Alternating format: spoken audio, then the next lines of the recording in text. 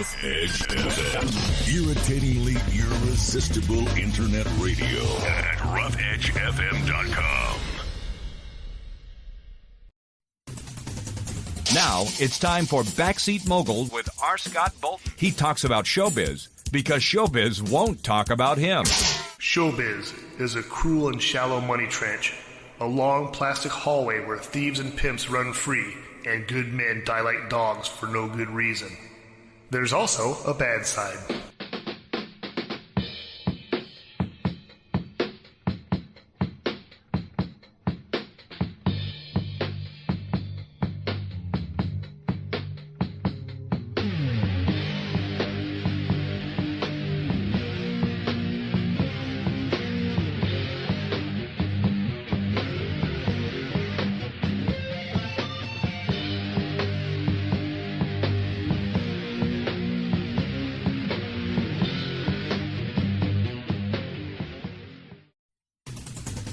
Now it's time for Backseat Mogul with R. Scott Bolton. He talks about showbiz because showbiz won't talk about him. Don't worry. Sorry about that. I forgot to hit the mute button on the other mic. That's kind of a cool sound, though, wasn't it? Like a science fiction sound. Yeah. This is the Backseat Mogul Show live here on Rough Edge FM. So far I've screwed up the logo, I've screwed up the intro, and I've got us on that weird feedback sound. That was actually pretty cool. But I have an excuse for that. Do it again. I haven't. No, I'm not going to do it again. It's not cool. It's very annoying. I'm a little groggy this morning. By the way, this is the Backseat Mogul Show. I am R. Scott Bolton. I am the Backseat Mogul. Johnny D sitting over there. Hi, guys. See, I forgot the intro too. I forgot the intro too. But I'm a little groggy. Are you going to repeat everything I say? Is this like the echo show? Actually, I thought you say. I forgot to, so I said it. God help me. Oh, I need to put, see, light's not on either. It just, I'm groggy this morning because last night I was with them. Them? I was with them. That was a good band. It was a good band, but not them. Oh, last night you were with them. I was with Kiss at the Hollywood Bowl, their last Los Angeles show ever. Air quotes. They've been on this farewell tour since 1996, so we'll see. They're counting down, though. There's only a handful of shows left before Kiss calls it quits. Their final shows, of course, at Madison Square Garden in New York. How was it? I'm groggy. Obviously, you know what? Pretty good. I will tell you this.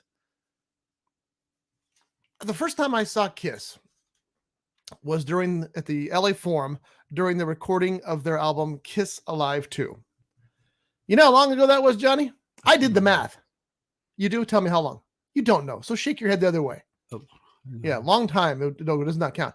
It was 46 years ago. Wow. The first time I saw Kiss at the LA Forum in what lineup? Los Angeles, strangely enough. What, besides the original Gene lineup? It was the original lineup. It was Gene and Paul and Ace and Peter. And it was a terrific show. I mean, I was 16 years old. I was very easily amused at the time anyway. Kiss was my favorite band. My favorite band has since become Motorhead, but Kiss is still up there in the top 5 probably. They're just fun. You know, I always think that rock and roll should be a party. Rock and roll should be fun. I don't need this serious rock and roll singing about your feelings and politics and all that stuff. I just sing about partying. And that's what Kiss does. They have a party. They have a party about sex and having fun and drinking. Well, not so much drinking, you know. And rock and roll. Paul and Gene are teetotalers.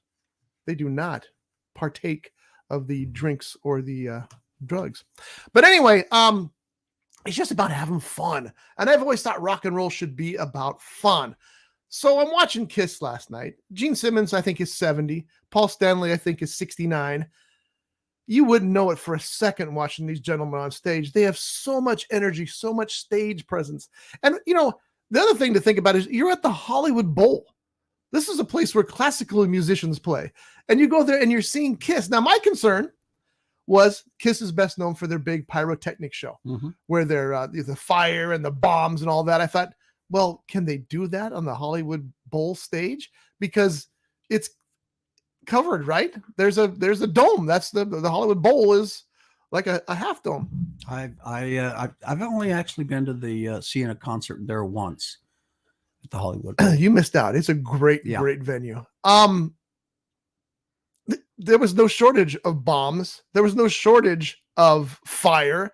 There was no shortage of fireworks. As a matter of fact, they took advantage of the fact that it was an outdoor venue to launch fireworks beyond the Hollywood Bowl. It was just an incredible show. Tommy Thayer and Eric Singer, who are the new guitarist, and here's the thing, they're not new anymore. They've been in the band longer than Ace or Peter ever were. They're the real Kiss. You know, last night I almost got beat up because at one point Tommy Thayer was playing his solo, and part of the audience around me started chanting, "We want Ace! We want Ace!" And I turned to Shelley and said, "I don't want Ace. He's a dick." And this guy next to me was going to beat me up. He was like glaring at me like, "How dare you sully the name of Ace?" And don't get me wrong, I enjoy Ace. He's a lunatic, but I enjoy his stuff. But I'll take the guys on stage any day. You know, I'm up there doing that. Are you reading a book or something? No, I was looking for something. I saw something online, and I can't remember which former Kiss person. It might have been Ace. He's got an album coming out soon. And 70,000 volts or something like that comes out in April, I think. And I didn't read the article yet. I was going to read, tell you about it. But he had apparently not so nice things to say. Well, here's Paul the thing Stanley. about Ace and Peter, despite what they say, they wanted to be part of the end of the road tour because they were founding members and, they want to be part of it. But Paul and Gene were like, we don't need them. We don't need them. They've got their own issues. Let them, these two guys have been in the band longer than they ever were. Mm-hmm. Why not celebrate with them instead of those guys? And I get that. I mean, I also get the fact that it would be nice to have Ace and Peter join them on stage, especially at the last two shows in Madison Square Garden. But Ace said that his new album is going to make Gene and Paul sound like imbeciles because they said that he wasn't up to playing like he used to be. He's not. All right, let's just be honest about that. Mm-hmm. When Ace returned to the band for the Psycho Circus album and tour, Tommy Thayer, who is taking Ace's place now on stage, had to teach him his leads again. So, I mean, and this isn't a diss against Ace. It's just that I'm not going to make him a saint. Right. I'm not going to make him a holy figure. He's a rock star. That's what it is. Speaking of rock stars, that's what Kiss is. Every one of those guys, especially Paul and Gene, who've been doing it for some years, they're the very definition of rock stars. Last night, Hollywood Bowl, we had crappy seats. We went with a friend of Shelley's named Craig, a friend of mine now too. And Craig goes to concerts 3-4 times a week. Wow. We're talking big concerts. And tonight, he went to see Kiss last night. He went to see somebody else the night before. And tonight he's going to see Jerry Seinfeld at the LA Forum. He loves going to concerts. He is such a big Rolling Stones fan that last year he flew overseas and got front row tickets to the Rolling Stones concerts in Europe. Wow. Obviously he's got the money to do so. Yeah. I myself do not. But I mean, he showed us his little Rolling Stones museum last night. Obviously the Rolling Stones is his favorite band. And he's got a picture to Craig, love Mick. Damn, dude. He goes, "Oh yeah, Mick's really cool." I guess he is. Mick seems like he's pretty cool, So anyway, Craig bought the tickets for us, and I was just glad to be able to go because at first I wasn't going to go. I said, it's the last show in Los Angeles. I saw them way back when in Los Angeles. I probably should go, but it's expensive. I mean, the seats we got were obstructed seats. Mm-hmm. The view was way over the corner, so you couldn't even see the drummer really. You were so far over, the view was blocked by a tower. $225 a piece. Wow. For seats that you couldn't see. So it's really expensive. But Shelley, being my dear wife and love of my life, she said, you know what? We'll get him as an early birthday present for you because my birthday's coming up a little later. So she bought those tickets for us. And, I was disappointed when I looked on the map and saw where the tickets were because they were way off the side. Mm-hmm. You're going to see half the show, maybe at best. And I thought, why did Craig buy these tickets? Well, then I went to a show with Craig. And I know why Craig bought these tickets. Because Craig likes the Dangerous Rock and Roll Show. No. Craig doesn't sit where his tickets tell him to sit. he got us to the row that our seats were on, and our seats were way over on the side. But if you were on the opposite side of that section, you had a really nice view. And so Craig goes, well, we're going to sit here. And we did throughout the entire opening act, Amber Wild, who I will talk about in a second, and through the first part of the Kiss show. And then while we were sitting there, well, I'll get to that part later. While we were sitting there, Craig is looking, and our section was right next door to the box section. Mm-hmm. Now, the Hollywood Bowl has a series of boxes. Mm-hmm. The tickets were $500 a seat for the box seats last night. So if you bought a box, which is 4 seats, that was $2,000. Wow. But Craig says, here's why I buy seats on this level. I go, why is that? He goes, some of those people in those box seats don't show up. So if there's an empty box, that's my box. And so Craig sat there with us for a while, and then he got up and he went over and took over a box, and he was sitting in the box. And so we were sitting there, and Gazoon time. And Craig was, he was scoping it out to see how long he could last. And finally, I just got up and went over and sat with him in the box. So we both had this box seat. You let the women right in front. Well, they could have come over at any time. So we're sitting there enjoying our box seat. And I don't know, 30 minutes into the show, maybe, we get the tap on our shoulder. Gentlemen, can we see your tickets? Craig gets up. He's on. I can't find it. It's on. I don't know where it's at on his phone. And the guy says, all right, well, these seats are for box holders. You got to have your ticket. So as a matter of fact, I need to see your ticket to make sure you're even supposed to be up here. So Craig found his ticket and they sent us away. So we got sent away out of our box. So I got back to my original seat, which wasn't my original seat. It was the seats we chose at the beginning of the show. Mm-hmm. And Shelley and I were sitting there watching the show. Right in front of us, 10 feet maybe, was a stage. And I know from being at previous Kiss concerts that Paul Stanley was going to zip, what does they call it? Zip fly? What is it? Zip line. Zip line from the Hollywood Bowl stage to the stage right in front of us. I'm going, this couldn't be better seats. Got the tap again. The people whose seats we were in came. They were pissed too. They were mad. They were mad at us. They were mad because you know what they did? They came up, saw somebody who was in their seats. They went and got a box. But they got kicked out of the box. So now they were mad. And so we had to leave. So we got up and we all went over to the crappy seats. And I was miserable. I thought, this sucks, man. I can't sit over here. This is and I was sitting there grousing and they're still enjoying the show because they have the giant monitors. You couldn't see one because it was over there. But, it was kind of hard to hear because it was kind of low volume. Yeah, right. And we're sitting there kind of, enjoying the show. And here comes Craig. I'm going to go get you a box. He disappears. Like, oh, okay. Go. A couple minutes later, we get a text. Come to box 1256. So we go wandering over. There's Craig sitting in box 1256, welcomes us in, goes back to his box. So for the rest of the show, we enjoyed the Kiss show from a $2,000 box seat and had a great time. It's sad because it is their last show in LA. Yeah. And I think that they are probably serious. They probably will be hanging it up. Now, they're going to, I would imagine they're going to do one-off shows. Like they'll play a day in Vegas. Maybe they'll play another day in LA. Maybe they'll play for a charity somewhere. And as long as it's the Gene Simmons charity. But I think it's going to be the last major Kiss tour. Because can you imagine what that takes to haul that stuff place to place and set it up? Yeah, I can only imagine. And they say, and again, I'm not a roadie, so I don't know this, that most of those major touring acts have 2 sets of their set, so that one set can be ahead of the next city setting up while the other set's being played on here. They play on that next set, then they build the next set in another place. So they leapfrog. Makes sense, yeah. But that cost a lot of money. Of course, my crappy seat was $2,000. The most expensive seats, I think, were $4,000. That's a lot of money to pay to see a band. But I will tell you this, Kiss gave everybody their money's worth. This is a band, when they were finished, you thought, I'm never going to see a show like this again. I don't think we will. I don't think we'll ever see a performance like that because there's so much going into it that's subtle. For one of the examples is Paul Stanley. Now, Paul Stanley, everybody kind of jokes about him as being this great definitive, but also to the point of cheesiness as a front man. Because he's got those raps that he does. Good people, are you having a good time tonight? That kind of stuff, right? But he nails it.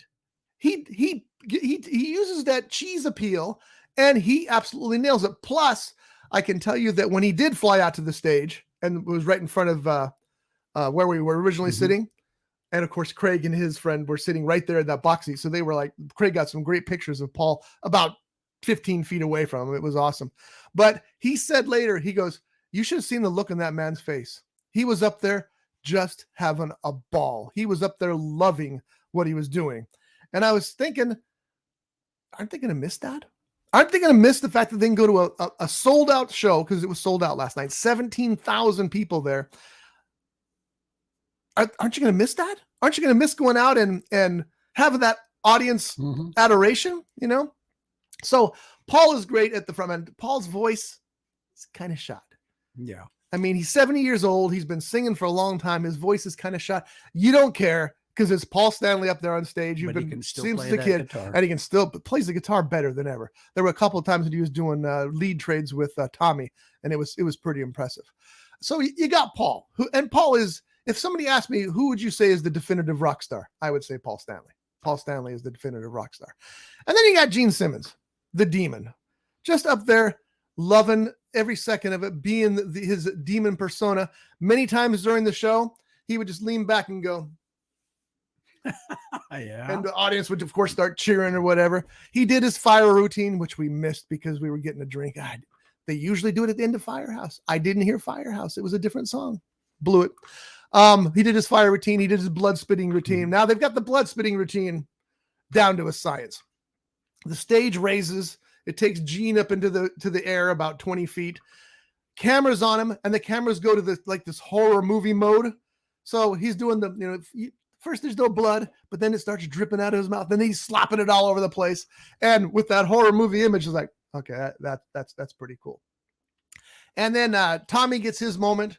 Tommy Thayer, when he's playing his lead guitar, this is how far the show's come. When I saw Ace, he had fireworks that shot out of the end of his guitar. It was cool. Nobody's seen that before. He had a guitar that lit up in panels. It was pretty neat. Tommy gets out there and he does the same thing, shoots missiles from the end of his guitar, but they hit the stage lights and the stage lights like rumble, like they've actually been hit. It's a pretty cool effect. It's like he's actually shooting them and they're wobbling. And then Eric Singer on his drum riser gets risen up 25 feet in the air, and there's this big cat beneath him, and it's a pretty impressive. He gets his drum solo, and it's a pretty impressive moment too. All of this with all of the bombs. I went to get a cocktail, and I asked the lady, "Hey, how you doing tonight?" And she goes, "Well, better now. Nobody told us there were going to be bombs." Because the whole place shakes. I mean, they're genuine firework bombs. They're not M80s. These are big explosives. And so that was fun. You had the bombs, you had the fireworks, you had the fire. I don't know how much fire they got on that stage. I'll show you a picture later. You're not going to believe the flames that are shooting from that stage. And then, as I said, the fireworks at the end of the show went on 10 minutes after the band left, and just straight, it was a full-on fireworks show that you got as part of the finale for the Kiss show. All that being said, and this is the part where people will disagree with me, none of this would work if it wasn't for the music. None of this. Many bands have tried this. Many bands have put together shows that are but they don't have the music. And I'm not saying that Kiss's music is the greatest music ever written for rock and roll. I'm saying that Kiss's music is the greatest music ever written for Kiss. It's written for that show. It's party music. It's sex music. It's rock music. It's designed to have fun. And it fits that show so perfectly that the two cannot be separated. So anybody who says, well, that Kiss music sucks. No, it doesn't. It does its job. It brings you into the rock and roll party. So 46 years later, I've probably seen my last Kiss show, because even if they do come back, I'll probably be dead. Because I'll tell you what, at least Paul and Gene are older than me, and they're in better shape than I am. But it's like Paul says, you get on stage with 40 pounds of equipment on you every night and jump around, you're going to be in pretty good shape too. Yeah. So that's true. But I'm telling you, folks, if you haven't seen Kiss, I don't care if you're a rock and roll fan. I don't care if you don't like Kiss music. Go see one of these shows and you'll be a convert. I promise you. The other thing that was cool, it was a little bit like the Swifties. Not totally, because, we're hard rock, heavy metal fans. We're a little different than Swifties. But the Swifties are a community, and so are the Kiss fans. People singing songs, the guys I didn't even know, bumping my shoulder, singing the songs with me, people, going in front of you in the trying to get to their seats, and you're all, and they're all sorry, man. I go, no, it's cool, brother. We're all here for the same reason, It was just a cool night to hang out with a bunch of same-minded people. Mm-hmm. So again, go see Kiss on the End of the Road tour. You only got a handful of dates left. They may already be out of your area, and if so, get on a plane and go see Kiss. It's that intensive of a show. Now, back to the opening act. Wouldn't you like to be an opening act that had just put out your first music 2 weeks ago, and you're on stage opening for Kiss at the Hollywood Bowl? Yeah. How do you think that would happen? My guess is Gene Simmons probably produces them. That would be a good guess, actually. But it's actually better than that. Amber Wild is a good band. I wish I'm going to have to listen to some more of their recorded music. Again, it's only been out for a couple of weeks. They're still playing a headlining gig on December 6th, so you can tell how fast things are going for them. But the key is that the lead vocalist and guitarist is Paul Stanley's son. Oh. So you got an opening there that you should definitely accept. And I will tell you, that band went out there and performed with all their heart. I didn't know any of their music because, like I said, 2 weeks old. But it sounded pretty good to me. It sounded surprisingly like maybe some Kiss music, as a matter of fact. So I'm going to look them up and check them out. They announced that they wanted to meet people. So they said, come over to the merch booth after the show and say hi. Well, I thought they were going to be out there selling merch. So I was going to go buy me an Amber Wild t-shirt. I thought that would be cool to have. Well, I went over there. They didn't have any merch. No CDs, no t-shirts. Now, see, Paul's son, I'm sorry. I think your name's Evan, but I'm not sure. Follow your dad's footsteps and get some merch set up quick, because as much as the ticket price was to get into the show last night, I bet you the merch sales were higher than the. Oh, well, you got people waiting in line half an hour to buy a $50 t-shirt. It's crazy. I was going to ask you, isn't Gene Simmons' son, didn't he create a comic book? He did. We have an autographed copy of it over here when he and Gene were signing autographs together, as a matter of fact. Let me see if I can make sure that I got the right Paul Stanley son, because I'm pretty sure it's. Yes, it's Evan Stanley. So anyway, I went over to where the merch booth was, and as I said, there was no merch. There was tons of Kiss merch, everything from $50 t-shirts to $85 sweatshirts, and more. But you know what? Did you buy a shirt? No, I was gonna buy a shirt if they had a Kiss at the Hollywood Bowl shirt. They didn't have a specific shirt. I would have bought that in a heartbeat. But they were generic tour shirts. Yeah, I got enough Kiss shirts as it is. But if they had Kiss at the Hollywood Bowl, I would have bought it for sure. Geez, if you only knew someone that had a connection to someone that could make you illegal t-shirts. You can't make a Kiss t-shirt, John. It's not illegal if you don't charge. That isn't true. Oh, okay. That's like saying it's if you copy a movie for no money, it's still a crime. So you need to be careful what you say on the air here. Can't make a Kiss t-shirt. We'll talk off air. Anyway, so what was cool about these guys, though, first of all, looking at the stage, you could tell which one was Paul Stanley's son. Not because he looks so much like him, but because his fashion sense is pretty much the same as Paul's. Paul has this very unique fashion sense.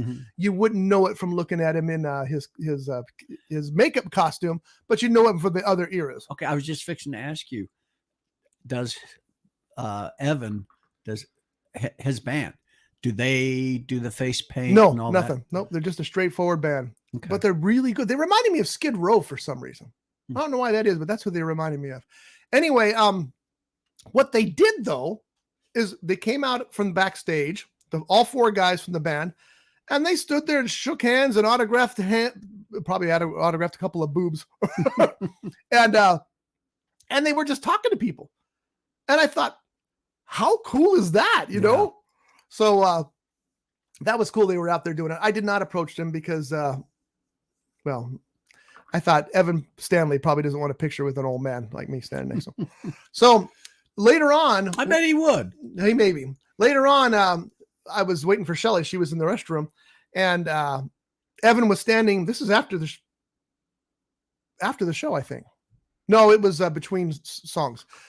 Anyway, he was standing there and getting pictures taken with it. He had come out from behind the table that they had at the backstage door, and he was milling about the crowd, which I thought, good for him. This guy knows how to sell himself, you know. I wonder where he learned that. Anyway, people are taking pictures and whatever. Well, this girl goes walking by him, and she stops and she does a double take. She's all, "You're that guy from that band. You were so great." And she's all hanging all over him, taking pictures, and he was just like, just cracking up.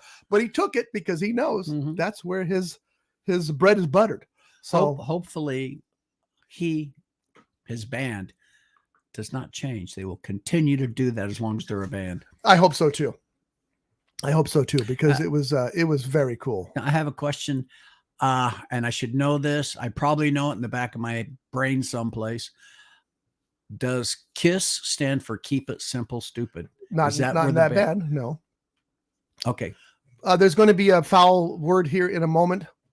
So brace yourselves if you don't. This is typically a family show, but I am going to use this word to tell the story. The story I heard was that they were sitting around one night trying to decide what to call the band. This was a band that had advertisements in the paper. We need a drummer willing to do anything to make it. So they were throwing around names. And somebody said, well, think of a one syllable word that symbolizes everything we want to do here. And Gene Simmons said, fuck. And they said, that's probably not going to work. They said, why don't we dial it down a bit and make it KISS instead of. And that's what happened. That's where the name. Okay. So it's not it's not an acronym. No. See, now for years, people will say, oh, it stands for Knights in Satan's Service. Yeah. And I knew that wasn't true.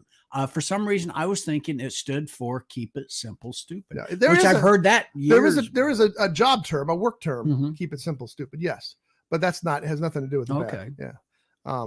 Because even though some of their songs are simple and some of their songs are stupid, again, they all work for the overall picture. And that's what really counts. But do you remember years ago, obviously way before the pandemic hit, when they had the big Halloween parade in Hollywood, or not Hollywood, but West Hollywood, and the KISS, the band, actually went out walking with all these people that were dressed up, and nobody knew it was them. I heard that story. I don't know how true that is, but I've heard that story. That's cool. If it is true, that's very cool. Because, and here's the reason I don't want to say I doubt this story, but I just am curious about it. It takes them about 3 or 4 hours to get all that stuff on. So are you going to do that just to go out and walk around a parade? Well, why not? Because it's 3 or 4 hours of your time. Look what Johnny Depp I don't know if I imagine they have to, I know they do their own makeup, but I imagine they have to have help putting on the costumes. So you got to pay somebody to help you put the costume on. I mean, how many times has Johnny Depp dresses up as Captain Jack Sparrow and has gone to hospitals, gone to this, that, and the other thing? Probably not 3 or 4 hours to get ready. He even did at Disneyland on parts of the Caribbean tour. Yeah. But when did he do that too? He did that when the movies were coming out, so they would to publicize the movie. But still, I bet they did. It's a good story. I hope it is true, but I just don't. It's hard for me to imagine them wanting to spend that much time getting ready just to walk down. I mean, you're going to walk down there 20 minutes and then come back. Now, when I was a Lyft driver, I had taken people to the Hollywood Bowl, but the one and only time that I went to the Hollywood Bowl to see an act, and I got to see Jimmy Buffett. Oh, this sweet. This was back in the 80s. Unfortunately, yes, we had nosebleed seats. I think they were free, but if you went to a show, I'm sure it was free. Unfortunately, I'm not certain people in our group. Unfortunately, for whatever reason, they chose not to use the Hollywood Bowl's sound system. They used their own. So not only did we have really bad seats, the sound wasn't that great up there. But I can say I saw Jimmy Buffett in concert at the Hollywood Bowl. I don't know that KISS used the Hollywood Bowl sound system. I don't know what sound system they used. It's different music. You know, the Hollywood Bowl's designed for classical music. Right. So I don't know if they had to. And, you know, the interesting thing is the night before Guns N' Roses played there. And you could tell because there was still confetti on the floor. Probably not as much confetti as Kiss left on the floor when they were done. Good Lord, man. It was a snowstorm. But, it's not designed for that. They've been leaning that way because you sold out 17,000 seats that night at minimum $200. You did okay. That's better for the venue, I know the band gets a lot of that, but the venue gets a lot of that too. I got to admit, I've only been to 4 different bowl venues. The Hollywood Bowl for Jimmy Buffett, the Greek for Sarah McLachlan. That was a great concert. That's a great place to see a show. The Santa Barbara County Bowl. ZZ Top. ZZ Top. And watch your eyes. Good thing you had your glasses on. Bleeding. And Mountain View to see the Eagles. The Eagles and the Hell Don't you Freezes like Over I know tour. more about it than you do. I don't know. But that was the Hell Freezes Over tour. And probably of all the different concerts I've ever been to, I think that was the best one I ever saw. The Eagles? Yeah. Well, because you're a big Eagles fan. Well, yeah, but they didn't do an elaborate light show and, not like Kiss would do or like Pink Floyd, which I saw them, but I saw them at the Rose Bowl. Thank you. Hey, it does know more than me. But their light show consisted of stills and video of them and their families over the years. That's something I wanted to mention about the Kiss show last night because it was their last show in LA. That was a lot of the video footage behind them was vintage footage. And that was kind of cool too. That was kind of cool to see that. It was also kind of, it's kind of sad. The first band the second band I ever saw live because Cheap Trick opened for them that time that I saw them. But 46 years ago, and now it's like, I'm probably not going to ever see them again. They were always there. You always had Kiss, but not anymore. Did they show any footage from their movie? No, they know better than that. I remember that movie. They know better. That movie just celebrated like its 40th anniversary or something. And it's like, so that was embarrassing. Oh, what a horrible night that was. I like the laser shots coming from their guitars or whatever. And the laser shots were like a cartoon CGI. Yeah. Oh, somebody, if they had the money, go in there and re-edit that. With today's technology, I'm sure they could do that. What they need to do is buy up every copy and burn it. That'd be the best they could possibly do for Kiss and the Phantom of the Park. Oh, that would be cool. Their very last show, big bonfire of all their footage. That's what I was telling Shelly. What are they going to do with all that stuff? I know there's a big Kiss warehouse somewhere. What are they going to do with all that stuff? And then I realized what they're going to do with it. They're going to put it on auctions to the fans, and the fans will buy it because the fans buy everything. I mean, look at what Gene and Paul, how they have marketed the Kiss name. I'm sure you can probably still buy a Kiss coffin. Oh, you can. Yeah. So there's Kiss everything. I laughed back in the early days when they were, when they were just starting to get into the marketing, and they had a Kiss crying towel. I thought, really? You put Kiss on a crying towel? Well, now Kiss is on everything. I mean, we've got rum, Kiss rum. Yeah. And it ain't bad, which is surprising. We thought it'd be crap. It's not bad at all. How many bands Gene for sure, but for Paul, have they discovered? Well, you know what? I don't want to say that a lot. They've discovered a lot. They've dabbled in producing and what have you. But let's count the number they influenced. Let's count the amount they inspired. You can't count them. It's still happening to this day. There are kids who were at that show last night who are going to go, damn, I want to be a rock star because of that. And the thing that's surprising is so many of the bands are successful. John 5 from Motley Crue, huge Kiss fan. Dave Grohl, Foo Fighters, huge Kiss fan. These people are not minor players. These are major stars. I got one for you that you probably know this, but I wonder how many of our listeners do. Garth Brooks has always said Kiss was his favorite band. And that's why he covered Hard Luck Woman on the Kiss tribute album. So, I mean, Garth Brooks, who is on the he country. Was. He's if I wouldn't mind seeing him in concert again. He's not, he always said he wanted his concerts to be like a Kiss concert. So if you go see a Garth Brooks concert, you're going to see something big and fancy. But yeah, it's just endless how many people they have influenced and what have you. And it's one of the things I can't stand about Rolling Stone magazine, because Rolling Stone magazine hates Kiss. They just hate them. the year that Kiss was inducted into the Rock and Roll Hall of Fame, which isn't directly enmeshed with Rolling Stone magazine, but many writers and things from editors from Rolling Stone are on the board. They said one of the guys, actually his exact words in an interview, Kiss will never be in the Rock and Roll Hall of Fame.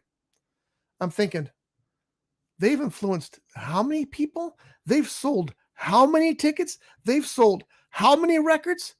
And you're not going to put them in the Rock and Roll Hall of Fame? So one year came up and they were doing that fan voting thing. Mm-hmm. And I don't know how Kiss ended up on the fan voting ballot, but there were 5 or 6 bands or artists, and one of them was going to get into the Rock and Roll Hall of Fame based on reader votes. What do you think happened? Kiss blew the other ones away, by far the most reader votes. And then, of course, the first thing that the freaking Rock and Roll Hall of Fame does is screw them. Well, only original members are going to be entered. These guys have been in the band longer than the originals. Mm-hmm. Why is that? The Rock and Roll Hall of Fame is a sham. It's a bunch of douchey writers and editors who think rock and roll should be important. No, it should be fun. And I'm going off on a handle. I can't stand the Rock and Roll Hall of Fame. I agree and disagree. Well, you're wrong all the way around. I do think it should be important, but most importantly, like you said, it's fun. Why should it be important? Why does rock and roll have to be important? Because look at how many people. U2's latest song is about Las Vegas. They've done a lot of political stuff, but they did a song about Las Vegas recently. Why? Because they're getting paid $3 million a night to play Las Vegas. But I know there's a place for that. But if you're telling me that you're disregarding the fun stuff because the other stuff means more, just go to hell. No. But what I'm saying is, yeah, it should be important. But most importantly, so I said, it should be fun. And it is. It really should be. It should be fun. It's rock and roll was Chuck Berry's early stuff important? I mean, it is now historically, but was it important in that way? Was Buddy Holly's stuff important? It is now historically, but Peggy Sue is not some kind of deep, thoughtful number, And then your favorite band, who John told me one time he hates bubblegum music. His favorite band is the Beatles. No, I said, was the Beatles. I said, and I Want to Hold Your Hands, not a bubblegum song? It's like the ultimate bubblegum song. I don't think that's it was okay. called bubblegum back then. Back in the 60s. Okay, that's a cop-out, and you know it. Hey, here's one for you. But there's nothing wrong with I Want to Hold Your Hand. It's one of the great rock songs of all time. But it's not. No, I didn't. Okay, here's something for you. The TV show Chips. There was an episode. This is going to get weird fast. There was an episode with Donnie Most, who played Ralph Mouth from. And was almost mayor of Ojai. Really? Yeah. Who played? He played Ralph Mouth from Happy Days. He did an episode of Chips where he plays a rock and roll star. And how does he dress up? Not as the members of Kiss, but like the members of Kiss. Well, you know why that is. That's where they got that influence. You know why that is? Because they could. Because Gene Simmons owns all the copyrights on the makeup, so he'd sue their rear end. Well, like I said, it wasn't just like that, but I'm sure that was whoever wrote that script. Oh, sure. That was the influence. No question. So to me, that's another Kiss influence. I've always wondered, and the timing is pretty close, if Kiss based a lot of their shtick off of Brian De Palma's movie Phantom of the Paradise. Oh, it's a great movie. It is a great movie. I just watched it again recently. My son was over and it was on. We both sat down and locked into it because it's so good. What was it on? TV? No. I wished I'd known that. It's one of my favorite movies. You live in a streaming world. Just Google it. You'll find it somewhere. Oh. You don't have to wait till it comes on. These aren't the 70s. I wish it was. I'm glad it ain't. Yeah. Yeah, it is a terrific movie. It's one of my favorite movies of all time. Wait. I wish it was, because my body was in a lot better shape then than it is now. Okay, go ahead. debatable. Go ahead. Yeah, I don't know. I mean, I think that movie was 1974. I believe and right. I think Kiss started in 1973. So I don't know, man. I mean, I'm sure that, then maybe they borrowed some of that shtick later because they were just starting at that time. But I don't know. I just always wondered that if that was true or not. And if you're wondering what Scotty means by Phantom of the Paradise is a rock and roll version of Phantom of the Opera. Sort of. And so good. That was an excellent movie. You will watch that movie. Brian De Palma is the director, one of the great. Yes, 1974. I wanted to make sure. And Paul Williams is in it. Now, Paul Williams, and I'm going to be honest here.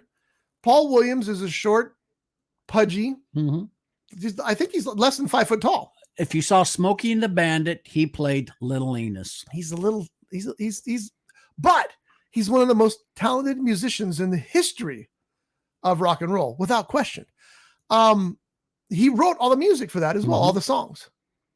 I mean, and he's the fact that Brian De Palma had the guts to cast Paul Williams in the role of Swan. My hat's off to him. I mean, I can't believe the studio let him do it, even though Paul was a big star back then, but he's not a movie star. He doesn't have that movie star stature, but boy, did he deliver in that movie. Yeah. Not to mention the music as well. I was so happy when, I can't think of their name, but within the past 5 years, that band that wears the robot helmets. I can see him.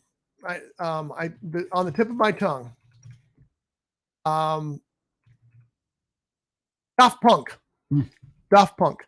I was so glad when Daft Punk won Record of the Year. And I was going, oh, that's cool. Yeah, that's a good album. I've enjoyed some of that music. And I'm watching it, and all of a sudden, Paul Williams is up there giving a acceptance speech. Why is Paul Williams doing the acceptance speech for Daft Punk? Well, because he produced it. Who knew? But that guy. He's got a serious head on his shoulders. He's very smart. He was one of the guys who said, you know what? We realize you podcasters are playing our music. We just want a little taste. So we're going to charge you, I think at the time it was $35 a month for you to include, not podcast streaming, $35 a month to stream, and we're not going to come after you. Somebody needed to come up with that concept, and it was Paul Williams who did so. I also have a Paul Williams story. Oh, cool.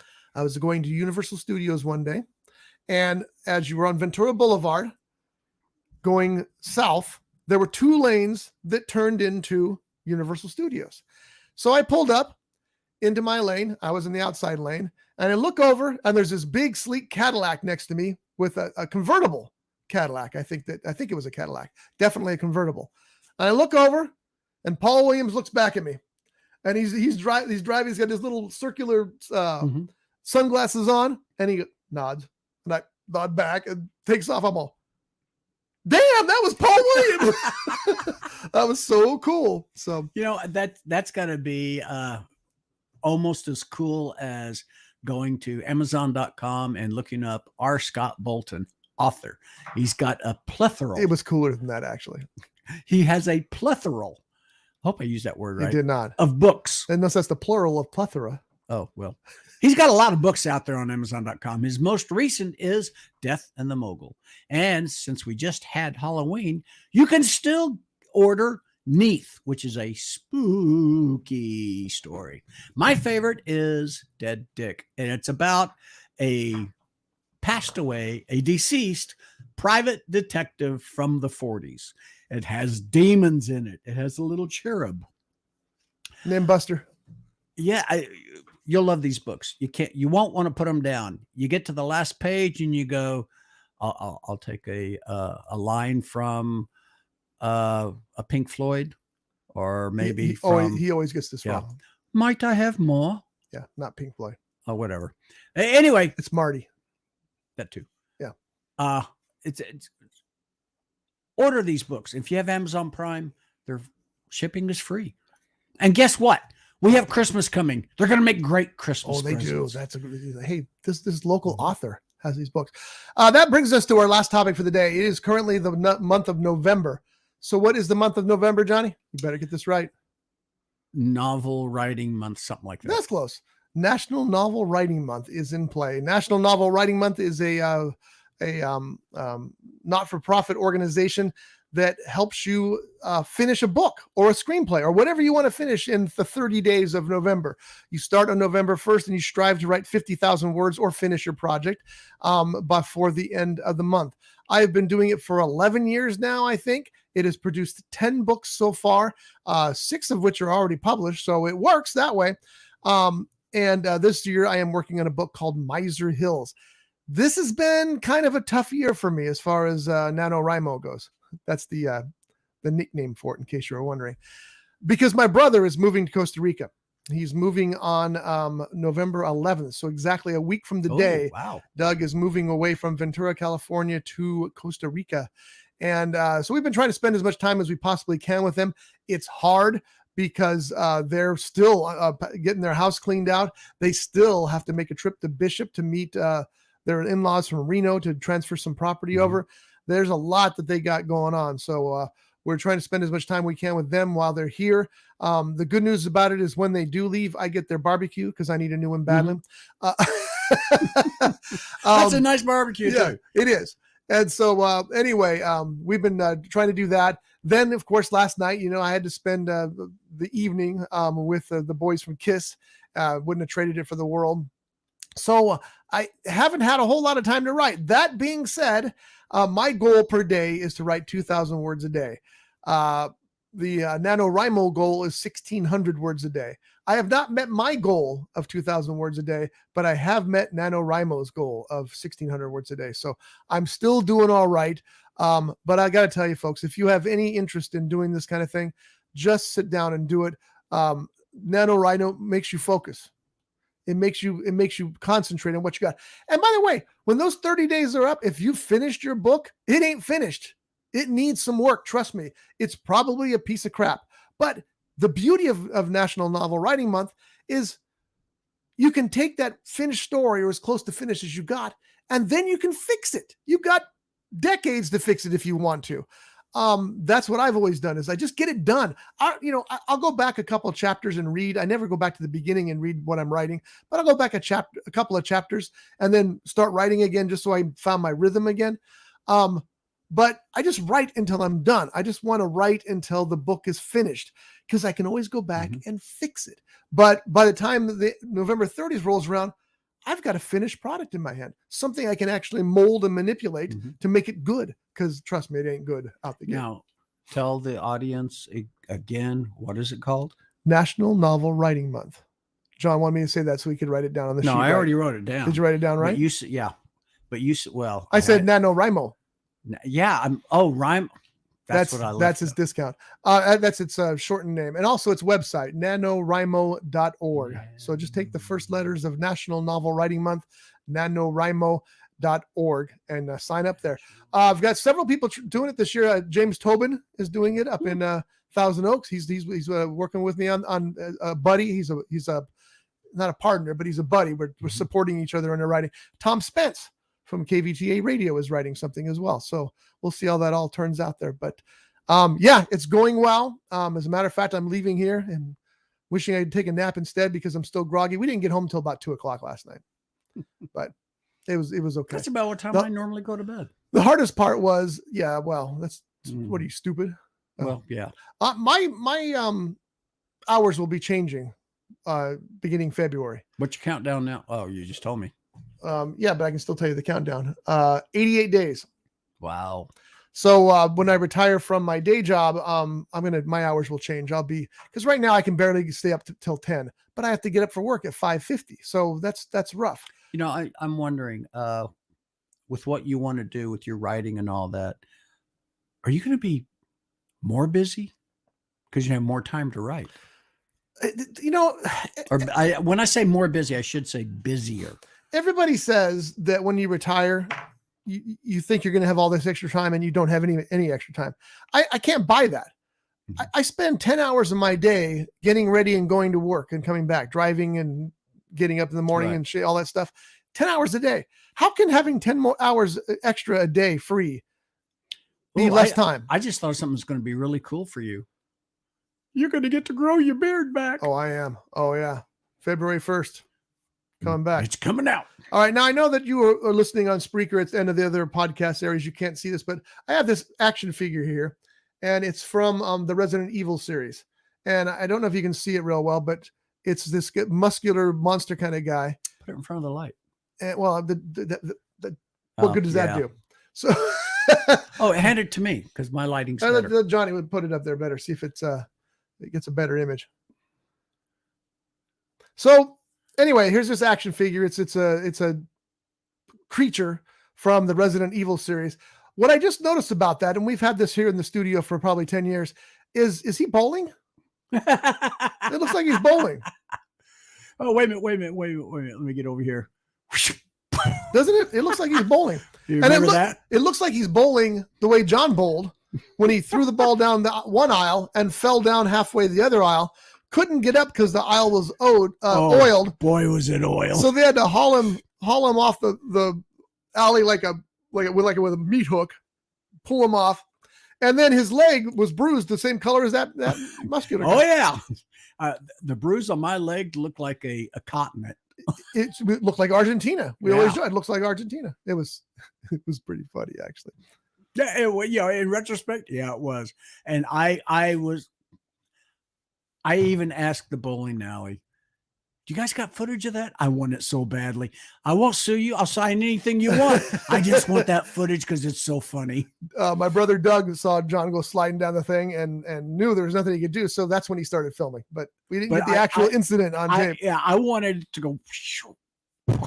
Yeah, it was pretty crazy.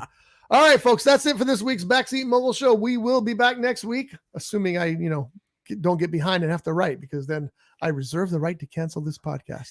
Can I tell you something real quick? Sure. Our local Time's theater. Up. Oh, wow. Our local theater has After Death. Okay, John, I need to tell you something. Go ahead. Saying our local theater doesn't help them at all. Nobody knows who they are. So please, our local theater, ... insert theater here, ... Our local theater, ... insert. Okay. Don't say the ... Is the Buenaventura Sixplex Regency, or you could say the Regency Buenaventura Sixplex. It's in Ventura on Eastman Avenue. They have showing After Death, and I'm not going to tell you what these are about. I'll let you look it up. Five Nights at Freddy's, Freelance, a movie Scotty and I just went to go see a week ago Tuesday, Killers of the Flower Moon, excellent movie, long but excellent movie. Paw Patrol, the Mighty Movie, Radical. I mean, that's the name of the movie, not Paw Patrol's Radical. It might be. Paw Patrol Radical would be a good title. No. Coming, 2001: A Space Odyssey. Citizen Kane. Now, these are on their special screening nights. Right. Here's a new movie that's going to be coming. It opens on the 15th. Trolls Band Together. Not Trolls, a band that plays rock and roll. No, it's Trolls. They all band together. The Hunger Games, the Ballad of Songbirds and Snakes. And, for some reason, I really don't have an interest in that. But I'm sorry. Maybe because it's doesn't have the original cast. I've really never been a fan of the Hunger Games movies or books anyway. I've never attempted to read the books, so don't hold that against me. And my understanding is this particular version of the Hunger Games is pre what we have already seen. Yeah. Flashback will be The Sting. Excellent movie. Best Picture winner. Yeah. Full Metal Jacket. Great movie, Stanley Kubrick. This one I have never heard of. You might know it. It's going to be a new movie. It opens on the 29th. Godzilla -1. Hell yeah. And it has Japanese with subtitles. Thank you. That's how you should watch that movie. Let me just talk real quickly about that. We got to get out of here. Godzilla -1 is a movie from Toho Studios, the original producers of the Godzilla movies. It is made by a writer-director who made Godzilla fan films. And his fan films were so well done that Toho said, "Hey, you want to come make a Godzilla movie for us?" He said, yes, I do. And the raves are through the roof so far. The interesting thing about it, usually these Godzilla movies come out and they have those one-night special showings. you know, there's only one night. You go see it Thursday, it's over. They actually putting this in theaters for the full run, so we can go check it out at a theater. I will go see that, but not a diss. I love that little theater, but that movie's got to be seen on the biggest possible screen, like the screen we saw Killers of the Flower Moon on. Real quickly, Elf, White Christmas, part of their Christmas movies. Another new movie, Wonka, as in Willy Wonka. It's a new one. It's going back. Have you seen the trailer for Wonka? No. I think it's going to work. I didn't even know that they had that one. I think it's going to work. Timothy Chalamet plays Willy Wonka, and it seems like, you only see him for a couple of seconds in the trailer, of course. It seems like he might be the perfect cross between Gene Wilder and Johnny Depp. We'll see. Another Christmas movie, one of my favorite, not my favorite, but one of my favorite Christmas movies. It's a Wonderful Life. Aquaman and the Lost Kingdom, which I believe is another new movie. Migration. These are all farther down the line. You're talking December openings and stuff. Right. Now. Migration, another new movie. And then the last Christmas movie they have listed here, How the Grinch Stole Christmas. Are you getting free hot dogs for bringing these up every week? Oh, I should ask them about that. I just want to make sure, because if you are, I want to share. Hey, those. Oh yeah, those are. I've gone there just to get their hot dogs for lunch. Yeah, same here. Well, actually, Shelley sent me in to get popcorn, and while I was there, I grabbed a hot dog too. So, all right, folks, thanks for listening as always to the Backseat Mogul Show. Please visit our sponsors who are going to be named here shortly. We have Harbor Cove Cafe, terrific place for breakfast or lunch. Awesome cocktails, courtesy of our friend Dr. Shocker. Go by and check them out. Plus, it's a beautiful area of the Ventura Harbor. Yeah, it's getting a little chilly, but bring a jacket. It's not that hard. And also the Grape, Ventura County's premier jazz club, maybe their only jazz club. The music lineup, you cannot believe how good it is. The cocktails are even better. It is just a terrific place to hang out. And the staff and owners, best people in the world. Best people in the world. Check out their TV show called Underway Cafe, which there are now 3 episodes of Underway Cafe. And the whole concept between Underway Cafe is they find a chef from typically a fancy kind of restaurant like Aloha Steakhouse or the Malibu Brewing has a very nice restaurant. They took him out. And what they do is they have them prepare a meal in their normal venue. So they cook a cheeseburger in their normal venue, present it, and they show us that. Then they take him out in a boat. And they get the seas as rough as they can find them. And they say, all right, now cook it now. It is a lot of fun. So check that out as well. Underway Cafe. Until then, we'll see you next week. Let me get my advertising here ready. See, there's Harbor Cove Cafe. And we'll see you all next week. Have a good one. Yeah, take care. Anything else to say, John? Yes. As always, go visit your local theaters. You will enjoy. Okay. That's it. Popcorn. Looking for a great place for breakfast or lunch? Try the Harbor Cove Cafe, the hidden treasure at the end of Spinnaker Drive. Located in the beautiful Ventura Harbor, this remarkable gem is locally owned and operated, serving a wide selection of breakfast and lunch favorites. With jaw-dropping views of the beautiful Ventura Harbor, Ventura's famous 2 trees, and the Topa Topa Mountains, what more could you ask for? Well, how about a full espresso bar and delightful tropical libations mixed up by our own Dr. Shocker? And with their pet-friendly patio, even man's best friend can enjoy the sights and sounds of this unique destination. Pair all of this with the delicious food offered here, and you've got a match made in heaven.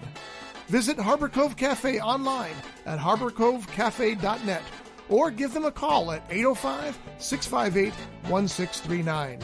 Harbor Cove Cafe, located at 1867 Spinnaker Drive in the Ventura Harbor. We'll see you there.